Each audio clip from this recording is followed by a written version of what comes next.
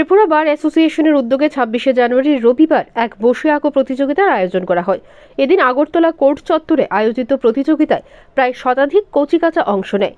মোট ৩টি বিভাগে প্রতিযোগিতা অনুষ্ঠিত হয়। সেখানে উপস্থিত ছিলেন ত্রিপুরা বার অ্যাসোসিয়েশনের প্রেসিডেন্ট মৃণালকান্তি বিশ্বাস সহ অন্যান্য আইনজীবীরা। এই ধরনের কর্মসূচি আগামী দিনেও অব্যাহত থাকবে বলে জানিয়েছেন অ্যাসোসিয়েশনের প্রেসিডেন্ট। এদিন বসে আঁকো প্রতিযোগিতাকে কেন্দ্র করে ছোট ছোট প্রতিযোগীদের মধ্যে ব্যাপক উৎসাহ লক্ষ্য করা গেছে।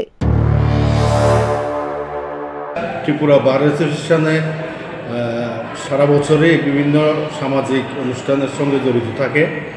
যেমন আমরা বন্যার সময় ত্রাণের হাত নিয়ে রামকৃষ্ণ মিশনের মাধ্যমে আমরা অনেকগুলি অনুষ্ঠান করেছি।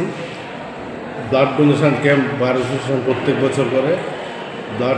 বারের সদস্যদের নিয়ে আমরা খেলাধুলার আয়োজন করি।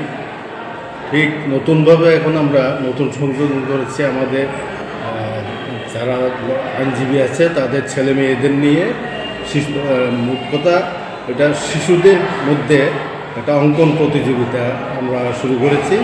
এটাও আমাদের ধারাবাহিক কর্মসূচির একটা অঙ্গ।